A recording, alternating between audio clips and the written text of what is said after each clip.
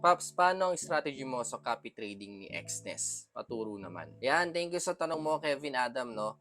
So, itong copy trading ni Xness is mas kilala pala to as social trading. Kaya ang app na gamit dito ay Xness Social Trading App.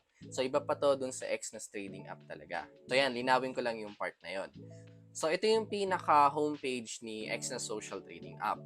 So, diyan, pwede na tayong mamili kung ano ba yung gusto nating i-copy trade or yun nga yung social trade. So, ito, unang-una yung by currency. Pili ka lang dyan kung sa crypto ba, like Bitcoin, or gusto mo ba Forex. Yan, pwede mo i-click yung see all. Or ito, yung pinaka-popular, syempre, yung most copied. And sa baba niya, may options din, and makikita nyo rin dito yung mga, ayan katulad nito, economy calendar, mga FA, pagdating sa market. So ako, ang lagi ko pinipili, ito, yung most copied. So, kiniklik ko yung see all.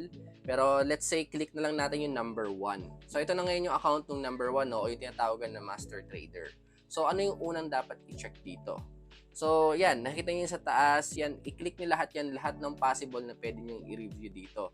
Yung return, yan, napakaganda, 565% sa last 64 months daw. Yung maximum drawdown niya is minus 69%. Yung risk niya, ayan, moderate lang, mababa. No?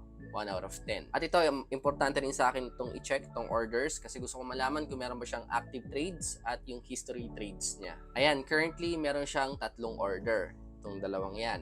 At makikita rin natin yung status ng dalawang order na yan. And then yung history or yung previous trades niya, click nyo lang yung close, makikita nyo na lahat. Ang dami, 1,289. So, going back sa profile niya, i-check nyo rin itong details na yan. Ayan yung commission. Ito mahalaga yan kasi minsan may mga matataas kumuha ng commission eh. Sa kanya 5% lang. So basahin nyo rin to, click nyo lang yan. Ito tong dot na yan para makita nyo yung details niyan. Ito yung investors sa kanya, gaano karami. So meron siyang 4-1. Ito yung leverage na gamit niya at syempre yung equity. So yun, Paps, ganun yung ginagawa ko bago ako mag-start o mag-copy ng master trader. So hindi lang dahil sa number 1 siya kakopy ko agad to, no? Kailangan ko munang reviewin yung profile niya, no? Kung yung mga strategy o tools na ginawa niya o ginagamit niya is pasok sa gusto kong trading. Kadalasan kapag ganitong copy trade o yung social trade, pinipili ko yung moderate lang. Ayoko nang mataas yung risk since hindi naman talaga ako yung nagtitrade. So next time gawa ako ng video, no, mag-open talaga ako, mag-copy ako ng isang master trader, maglalagay tayo ng funds doon, and then balikan natin after a few days or maybe 1 week. Check natin kung magkano yung magiging profit. Ayun, so yan muna mga pops at hintayin na lang yung next video na gagawin ko. Thank you. Bye-bye.